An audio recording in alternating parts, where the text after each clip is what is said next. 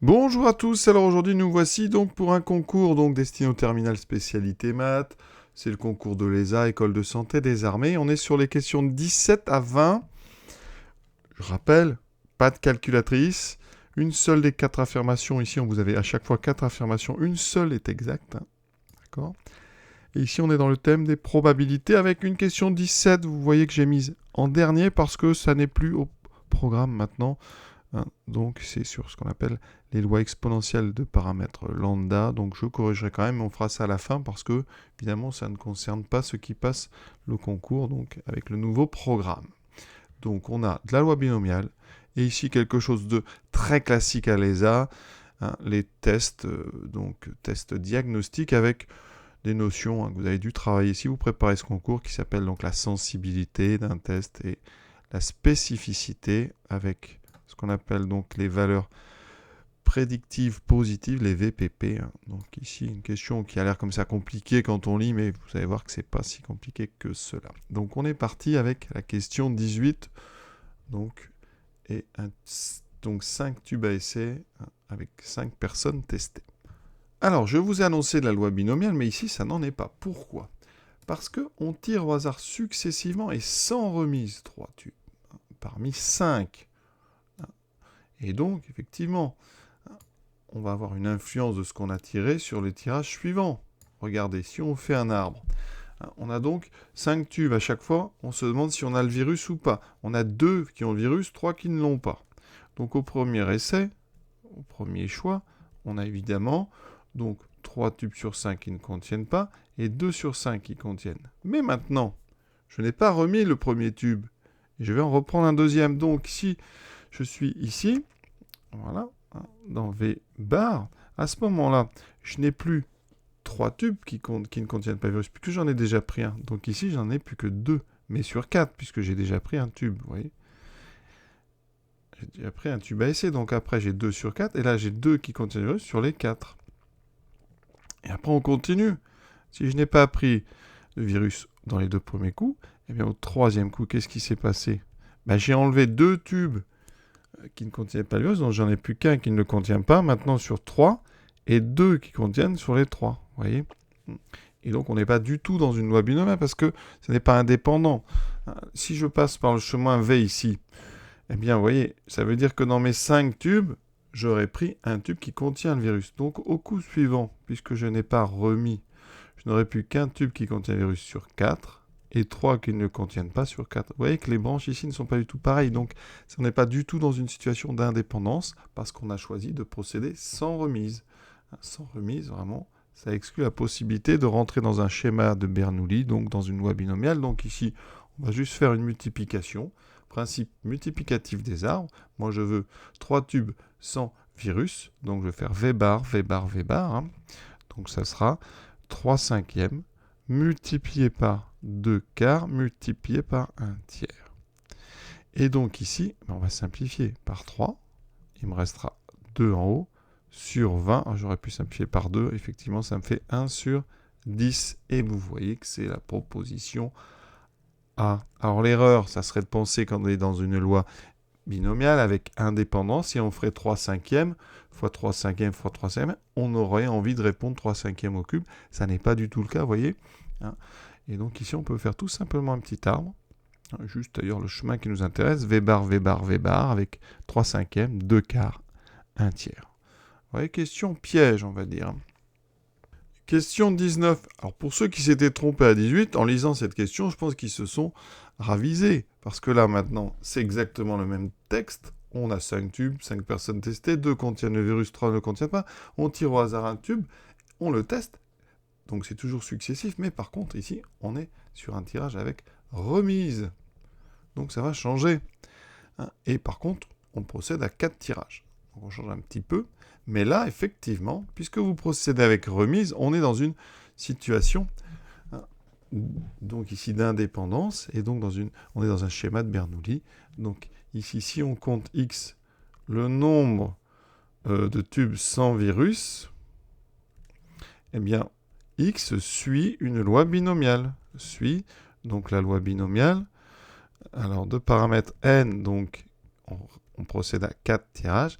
Avec un succès, donc moi j'ai compté, si je compte le 100 virus, mon succès c'est 100 virus. Probabilité, donc c'est 3 sur 5. Voilà les paramètres, n égale 4, p égale 3 sur 5, vous voyez. On répète de façon identique, donc ici indépendante, parce qu'on remet le prélèvement donc d'un tube, 2 issues, virus, pas virus. Avec le succès, ça sera le pas virus, et donc on a bien une loi binomiale. Ça veut dire qu'après, je peux appliquer mon cours. La probabilité que x soit égal à 3, ça veut dire 300 virus. C'est donc 3 parmi 4, multiplié par le succès, donc ici j'ai dit que c'était 3 cinquièmes, à la puissance 3, fois l'échec, donc 2 cinquièmes, à la puissance 1. La somme des puissances ici doit faire n, donc doit faire 4. Combien ça me donne cette chose-là? Alors, 3 parmi 4, il faut savoir que 3 parmi 4, choisir 3 objets parmi 4, ça revient à choisir celui que vous n'allez pas prendre, donc c'est 1 parmi 4, et 1 parmi 4, vous avez 4 choix. Donc c'est 4. 4 fois 3 cinquièmes au cube fois 2 cinquièmes. On regarde, effectivement, la réponse C nous propose exactement ça, et vous voyez, c'est la bonne réponse. Voilà. Donc faites bien attention aux conditions dans lesquelles on fait le texte. Remise ou sans remise, ça change tout. Question 20, donc vraiment classique dans ce genre de concours de santé. Donc on suppose que voilà, qu'on connaît le statut pathologique d'un réel par un test de référence. Voilà. Ce test s'appelle un gold standard.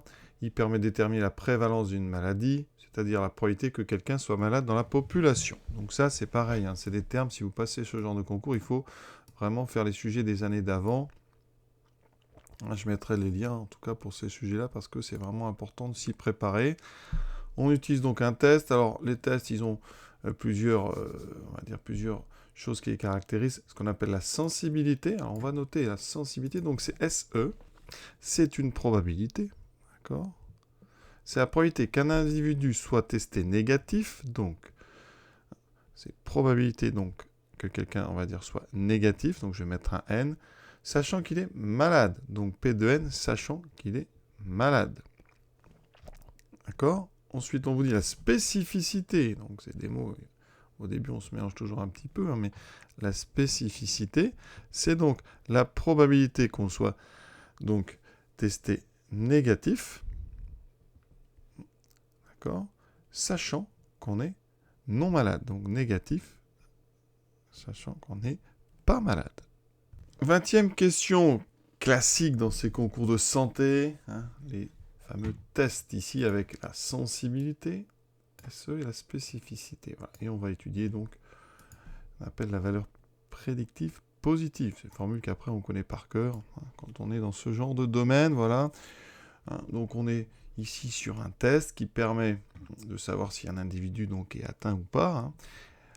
On vous parle de la prévalence d'une maladie. La prévalence donc d'une maladie, c'est donc ici ça sera la lettre P, c'est la probabilité qu'un individu soit malade. Donc ici, on va noter tout ça parce que c'est important. Alors malade, je vais prendre la lettre M, comme ça il n'y a pas de problème. Probabilité donc de malade, c'est donc ici P. La sensibilité, donc c'est noté SE. C'est la probabilité qu'un individu soit testé donc positif, sachant qu'il est malade. Donc parmi tous les malades, vous les faites tester, et donc cette probabilité d'être, donc on dit négatif, positif, donc probabilité de P, je vais appeler ça positif, sachant qu'on est malade. Ensuite, spécificité, c'est la probabilité d'être négatif, sachant qu'on n'est pas malade.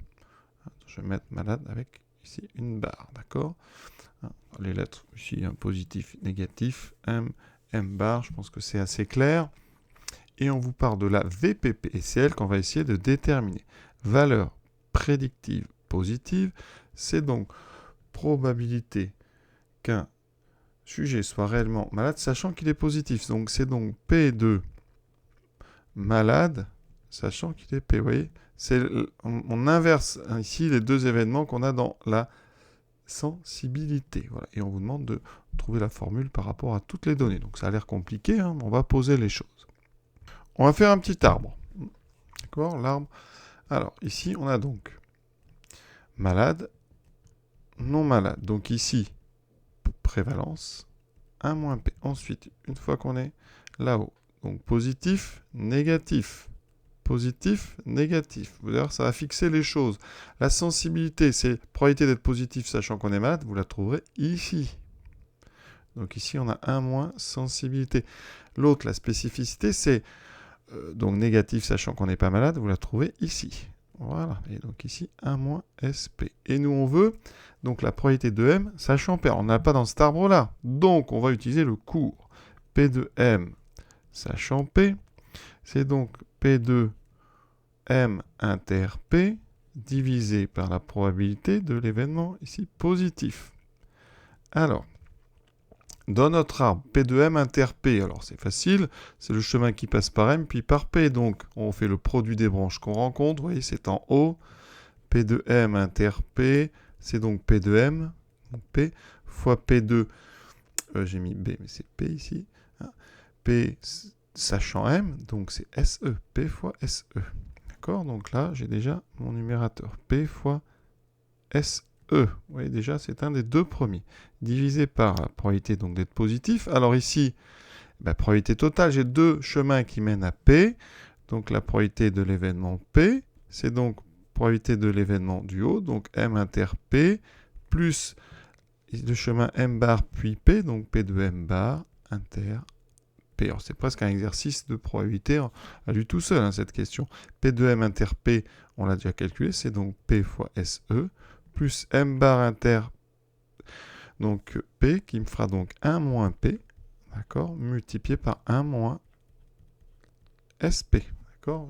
Je fais une petite couleur, donc on a donc fait la somme de ce chemin ici, et de ce chemin-là, les deux chemins qui mènent à P.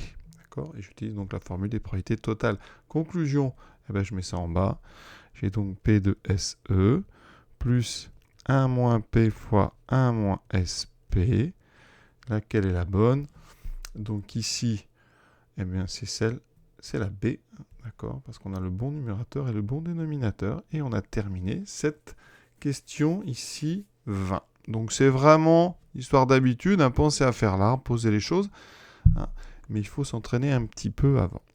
Cette fameuse question 17, donc la loi exponentielle, hein, pour ceux qui l'ont vu, ici, il faut trouver donc lambda. Alors, il faut savoir que une loi exponentielle de paraître lambda, hein, on connaît son espérance. Hein. L'espérance de cette loi, t, c'est l'inverse du paramètre, c'est 1 sur lambda.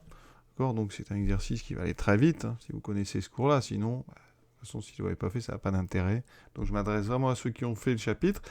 L'espérance, c'est donc l'inverse du paramètre. Ici, on vous dit que la durée de vie moyenne, c'est 10 ans. Donc, ça veut dire ici que 10 est égal à 1 sur lambda. Et donc, vous voyez, lambda égale 1 sur 10 égale 0,1.